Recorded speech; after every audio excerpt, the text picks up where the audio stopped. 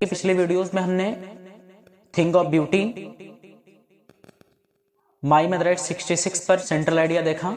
इस वीडियो में हम डिस्कस करेंगे सेंट्रल आइडिया कीपिंग क्वाइट पर।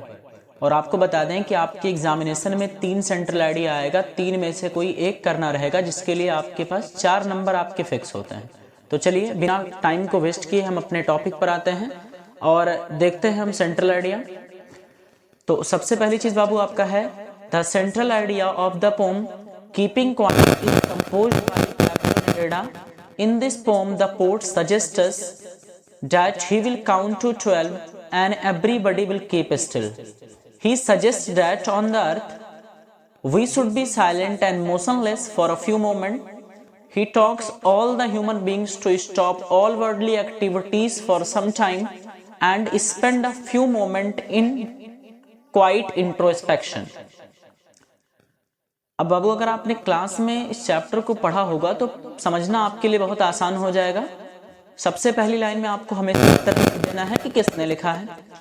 तो the central idea of the pome keeping quiet is composed bye Pablo Neruda, यानी जो सेंट्रल आइडिया है कीपिंग क्वाइट का, उसको पैब्लो नेरुदा ने लिखा है।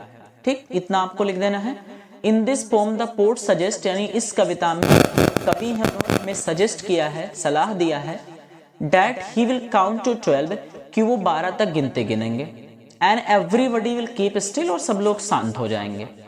ही सजेस्ट दैट, उन्होंने ये भी सजेस्ट किया है, ऑन अर्थ की इस धरती पर वी शुड बी साइलेंट, यानी कवि ने ये भी सजेस्ट किया कि इस धरती पर हम लोग चुप होंगे, खामोश होंगे, अनमोशनलेस फॉर मोमेंट, और कुछ समय के लिए बिल्कुल भी मोशन में नहीं होंगे, मतलब हिलेंगे डुलेंगे नहीं।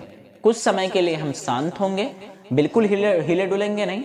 He asked all the human beings, उन्होंने सभी मानवों से कहा है, सभी प्राणियों से कहा है, सभी इंसान से कहा है, bring stop all the worldly activities, कि जो भी सांसारिक काम है उसको तुम कुछ समय के लिए छोड़ दो, for some time, कुछ समय के लिए, and spend some moments in quiet introspection, और अपने कुछ लम्हों को अपनी जांच पड़ताल में बिताओ, अपने आप की इंस्पेक्शन करो कि आपने जो कुछ भी पूरे दिन में किया वो सही किया या गलत किया।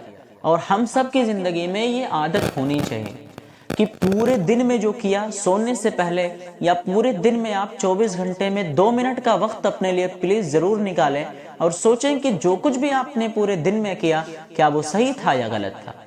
हमारी आदत है, हम दूसरों की कमियों में बहुत झांकते हैं, मगर अफसोस कि अपनी गलतियों पर हमारा जो ध्यान है वो नहीं जाता।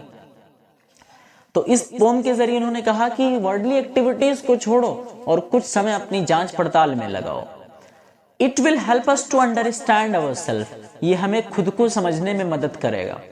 वी ऑलवेज इन हरी, हम हमेशा जल्दी में रहते हैं और हमें खुद को समझना चाहिए, हम हमेशा जल्दी में रहते हैं। ही सेज दैट, उन्होंने ये भी कहा है, stillness and silence will help in creating a feeling of mutual understanding among human beings. उन्होंने ये भी कहा, अगर हम शांत होंगे और स्थिर होंगे तो ये हमें खुद को समझने में मदद करेगा। दैट्स वाई, इसीलिए द पोएट पैब्लो नेरुदा, की जो पोएट पैब्लो नेरुदा है, had discuss the need of maintaining the peace and silence. Pablo Neruda ने डिस्कस किया है इस चीज को कि हमें जरूरत है साइलेंस को मेंटेन करने की, पीस को मेंटेन करने की, यानी हम शांत रहें और खामोश रहें। In this pome keeping quiet, यानी इस पोम के जरिए, कीपिंग क्वाइट के जरिए उन्होंने बताया है कि हमें खामोश होने की जरूरत है, हमें शांत होने की जरूरत है। From this poem the poet want to give us a very great message to all of us. इस कविता के जरिए कवि ने बहुत बड़ा मैसेज देने को चाहा है। मतलब ये है, हम हमेशा जल्दियों में रहते हैं, हमेशा हम परेशान हैं, हम सबकी जिंदगी में कोई ना कोई परेशानी जरूर है। आज आपको बोर्ड में अपेयर होना है, एक परेशानी है कि कोई रिविजन नहीं। आज हमारे हालात खराब हैं क्योंकि हम समझ नहीं पा रहे हम क्या कर रहे हैं, क्या नहीं कर रहे हैं। हम शांत जब होंगे तो खुद को हम समझ पाएंगे। पोएट ने इस कविता के जरिए बताया है कि हमें पूरे 24 घंटे में 2, 4, 5 मिनट का वक्त जरूर निकालना चाहिए और अपने बारे में हमको सोचना चाहिए। इससे हमारा विकास होगा और हम तरक्की के राह पर अग्रसर होंगे। बाबू आप 3 प्रिपेयर कर लीजिए, 3 में से कोई एक आएगा। तीनों वीडियोस अपलोड हो चुकी हैं, अगर अब तक नहीं देखे हैं तो जाकर के देख लीजिए। इसी चैनल पर क्लास 12th इंग्लिश की एक प्लेलिस्ट बनी है जिसमें और भी चैप्टर को बहुत ही आसानी से एक्सप्लेन करने की कोशिश की गई है। हालांकि देखिए कोई जरूरी नहीं कि जो मैं बताया हूं वही लिखें, जो बुक में है वो लिखें, जो विद्या में है लिखें, अवतार में है वो लिखें, कोई जरूरी नहीं है।